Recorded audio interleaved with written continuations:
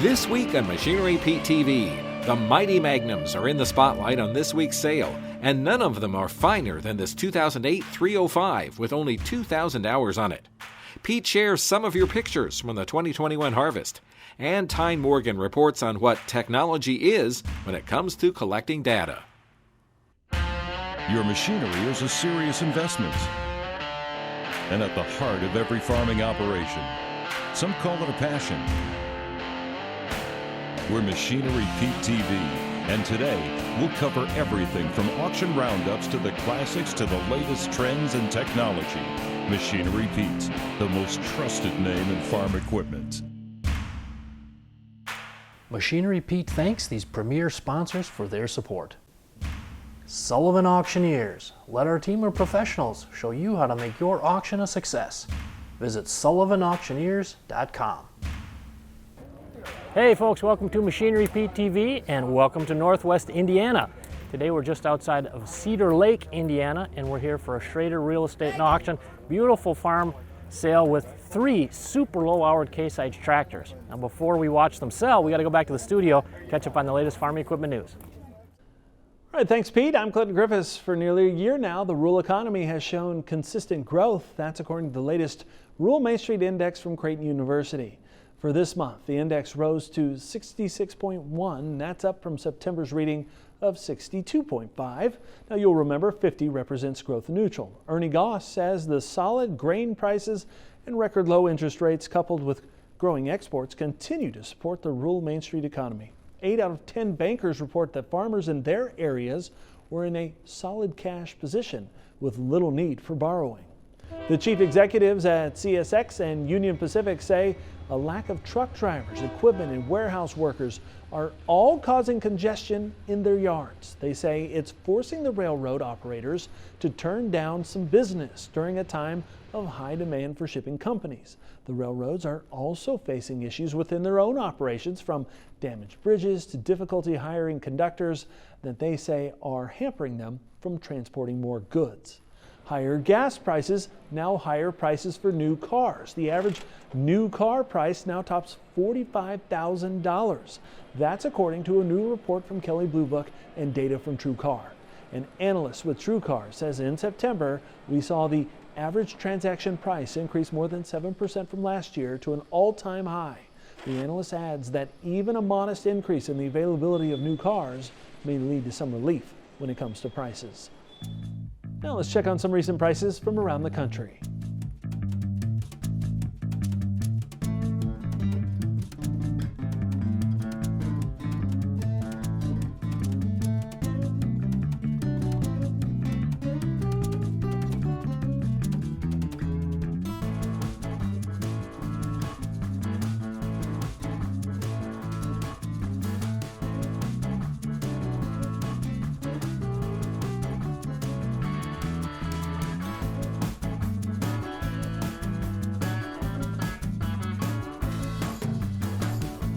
Now back to our host, Machinery Pete. Hey, stick around folks, coming up we're going to watch a pair of tractors sell that everybody wants. 10-year-old, low hours. These are a pair of 11 model Magnum 290s, 1,423 and 1,627 hours.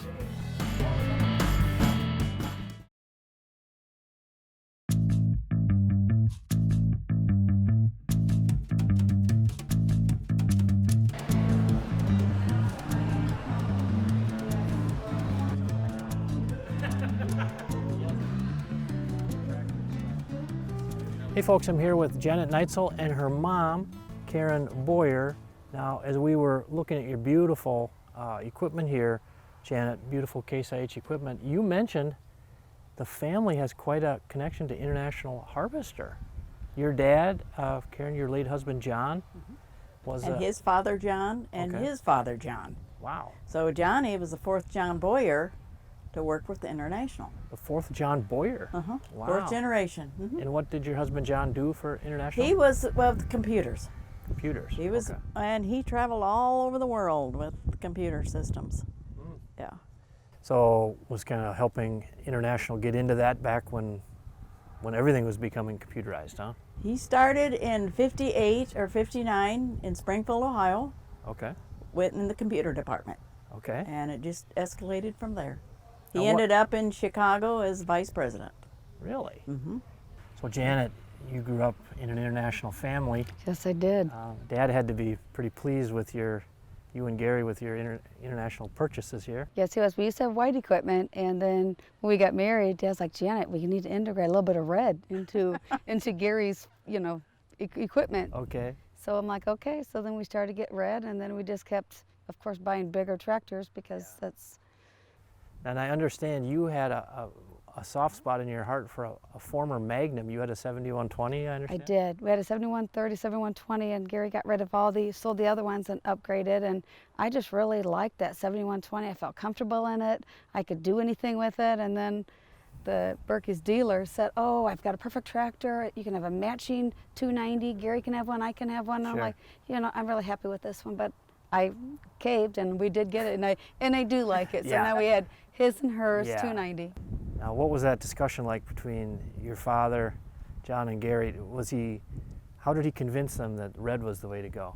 Well, every time that we'd go over have dinner at Mom and Dad's, because they only lived like maybe 10 minutes away, Dad's like, the red tractors is the way to go. You really need to get some red. And he's like, no, I'm happy with what I got. And all of a sudden, he must have saw something somewhere, and he was like, okay, Dad, look what we've got. Well, folks, our friends Berkey's, a fantastic Case IH dealer here in Northwest Indiana, sold Gary and Janet Neitzel a pair of Magnum 290s, both 2011 model, one for him, one for her. Now, these things are low hours. One's got 1,423 hours, the other 1,627 hours. Now, just over a year ago, our friends at Schrader Real Estate and Auction sold a 12 model Magnum 290 out in Colorado, 1,355 hours for $95,000. But I think we're going to zoom past that today. 134, 134, 134, 134, 5, 134,500. 135. 135. Now 6. Now 6, 6, 5.5, 6. 135.5, 6.5, 6.5. 136.5, 136.5. 136.5, 136.5, 7. 137, 136.5. 137. Anybody else? 137. 137. What about 137?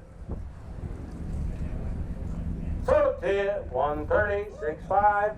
136,500 to bidder number. 124,000 on the pole, 124.5. 124.5. 125. 125,000. I'm 124.5. Give me 125. 125. Now 500. Now 6. 126. 126. 126. 126.5. 126.5. 126.5. 126.5. 126.5. 126.5. Has he been back there, Luke? 126.5. 126.5. And $126,000. Here are a few more items that sold on today's sale. What if it's 82? And the $8,100 buyer numbers, 40,005 on the buy, on the buy, 40,005 on the buy, on the buy, 40,005, 40,500, $40,000 in the bidder numbers, 28, $28,000, 28,000, 27 buy now, $8,000, 28, what about 28, 27.5, 600 now, table of 6. 600 now, table of 6, table of 6, down 6, 6, 6, down, anybody else? 600, 600, 550, you're away, Ritter. 5,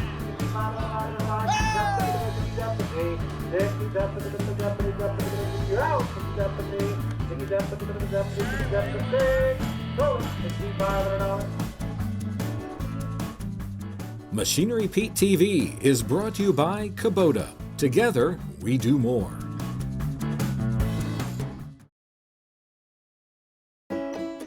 Your next piece of equipment is on MachineryPete.com. Search equipment from dealerships across the country to find what you're looking for. Only on MachineryPete.com.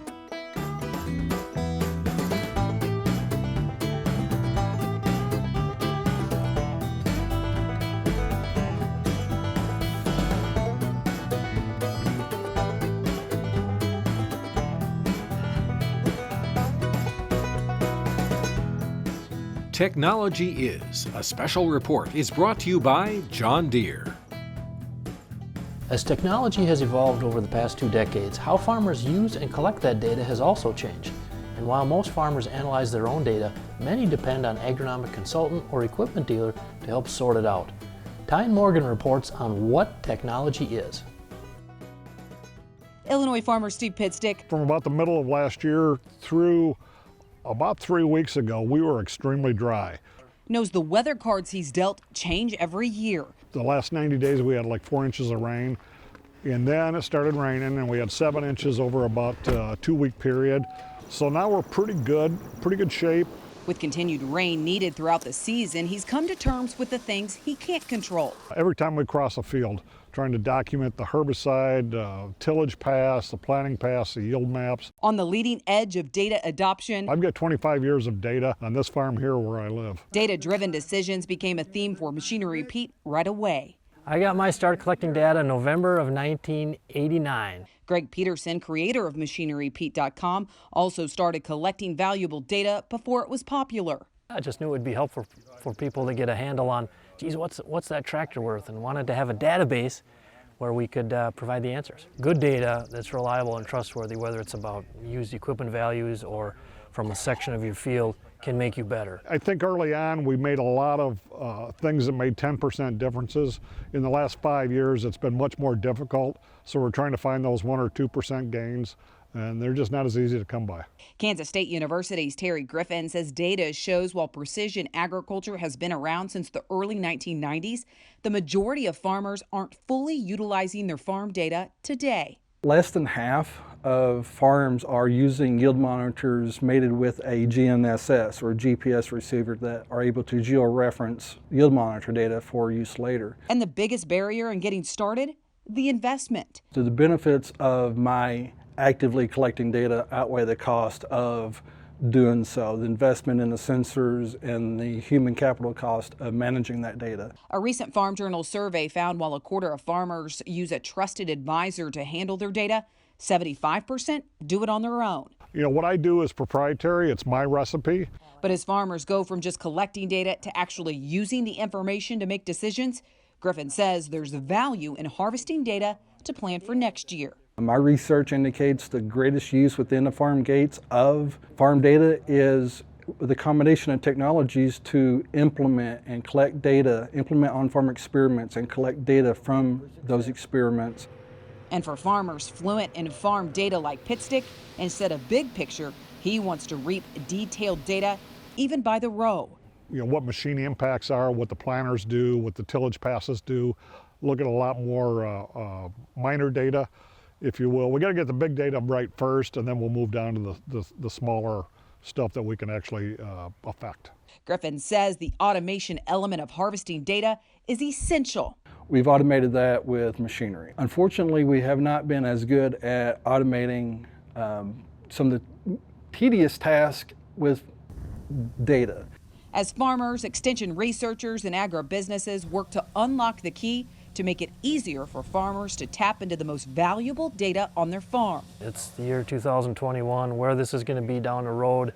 The decisions we make, the information we're going to use to make them is going to be completely different. A quest to harvest data differently and efficiently, that's been decades in the works and may look differently decades down the road. Folks, please stay with us. You're not going to want to miss our feature item on the show today. Super sharp 2008 Case IH 305 Magnum, 2,027 hours.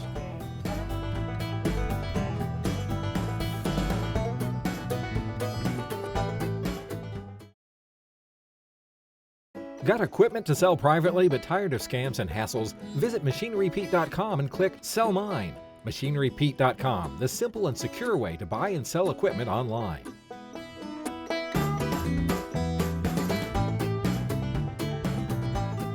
All right, folks, time for our feature item on the show today, a 2008 Case IH 305 Magnum. This thing's only got 2,027 hours on it. Now, last year, the average auction price on a Magnum 305 was up 15.5% to just under 90,000 bucks. But I think our 305 today, I think this could be a hot one. And I got 100, 105, now 10, $110 melody, 125, 130, 127. 127.5, 130, 30, 130, yes, 132 pie now, 135, 135 down to 135, 135 now, 75, 137 5, 137 137 137 5, 137 137 5, 137 now 140, 140, internet trail, 140, 137 5, 140, 140,000. 140,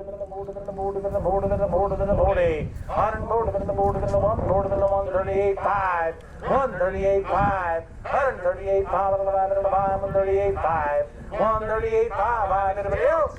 138 5, 140. What do you say? 139 5.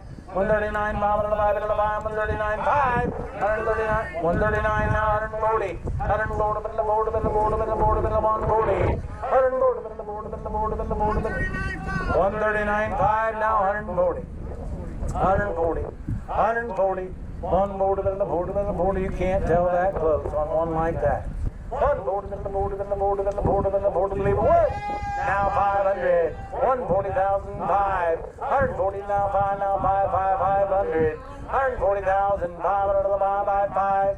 One more time, you might do it. 140,500, 140,500. One more time, 140,500. Sold it. 140,000. 288, Arden. 288 to buyer, 288. Well, folks, we just watched the highest auction price in 7.5 years on a Magnum 305. The 08 model with 2,027 hours comes in at $140,000. Well, folks, this time of year, my head always turns to combines, harvest season. And I tell you, over the years, I just got to thank you for sending me so many great pictures, tagging me on social media posts of your combines rolling in the field. Quite often, a lot of these pictures will have multi-generational, both combines out in the field, but also family members, your dad, your grandpa, great-grandpa out there, still getting her done. Love these pictures. Now recently, Trevor Egena from Iowa sent me this awesome drone picture. And you can see Trevor's post, he tagged me on Twitter saying, Pete, 3 generations of John Deere combines still rolling on the family farm, hoping someday we can get up into an X9. Very cool stuff. Thank you, Trevor, for tagging me on that picture. Now, what was interesting was the same day Trevor tagged me on that photo on Twitter, I got an email from Marty Hermson down near Dyersville, Iowa. And he sent a couple pictures, and Marty said, hey, Pete, my dad bought this John Deere 6600 side hill when it was 2 years old, back from the old Kelker implement in Dyersville, which now, of course, is Bodensteiner implement, a great John Deere dealer down there.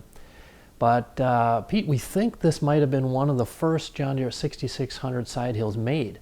He sent me a picture of the serial number with it. Now, of course, Deere made the 6600 combine from 1970 to 78, but they didn't start making the side hill 6600 until 1975. So, very cool piece of history there.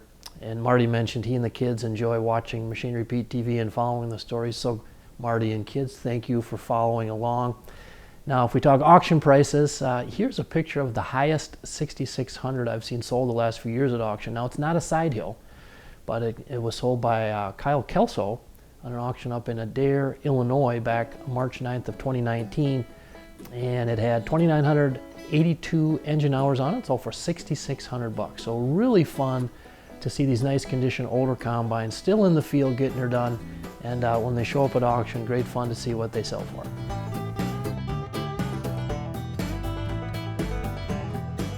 Well, folks, I put a few miles on the Machinery Pete pickup coming down to this sale, about 6-hour drive from southeast Minnesota. But I tell you what, totally worth it to watch these 3 beautiful case-IH tractors sell.